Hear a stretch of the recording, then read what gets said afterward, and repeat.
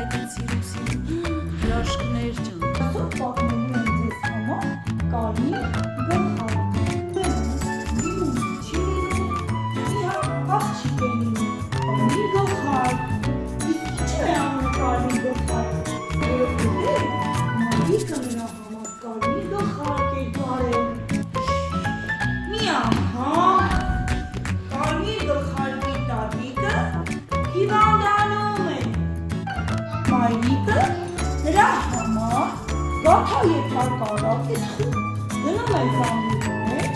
տալիս է, որ կարմիր գլխարկը գնա տատիկի տուն։ Ճանապարհին կարմիր գլխարկը հանդիպում է գորշ գայլին, քանի որ ճանապարհը անցնում է անտառի մեջով։ Գայլը հարցնում է. «Ուր ես գնում, կարմիր գլխարկ»։ Կարմիր գլխարկը պատասխանում է. «Իսկ տատիկի ի՞նչ է պատահել, կարմիր գլխարկ»։ Տատիկս հիվանդացել է, վատառողջ է,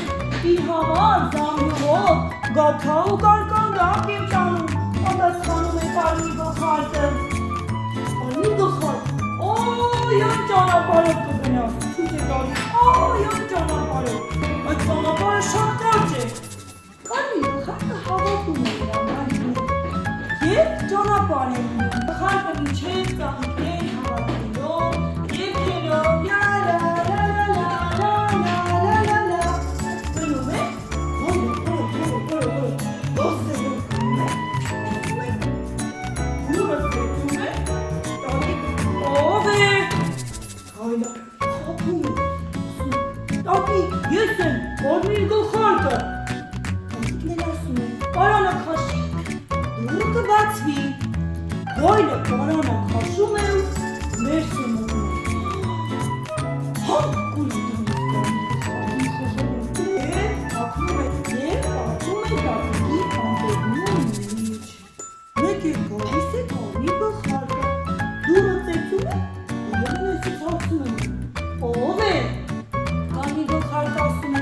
«Տատիկ ջան, ես եմ, քո թոռնիկը, կարմիր գլխարկը»։ Գայլը ասում է. «Պարանը քաշի, դուռը կբացվի»։ Գլխարկը ներս է մտնում, նստում է տատիկի մահճակալի մոտ, որտեղ գայլն էր պառկած։ Կարմիր գլխարկը ասում է. «Տատիկ ջան, տատիկ, այս ինչ մեծ ականջներ ունես»։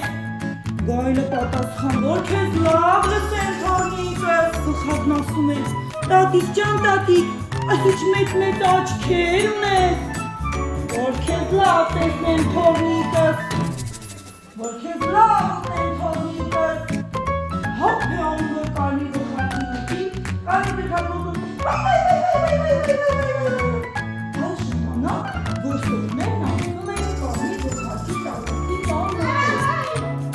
Լսելով ձայներ, դուռը բացում են, ներս են մտնում, չար գայլի բորի մեջից հանում են տատիկին և կարմիր գլխարկին։ Տատիկն ու կարմիր գլխարկը իրար պես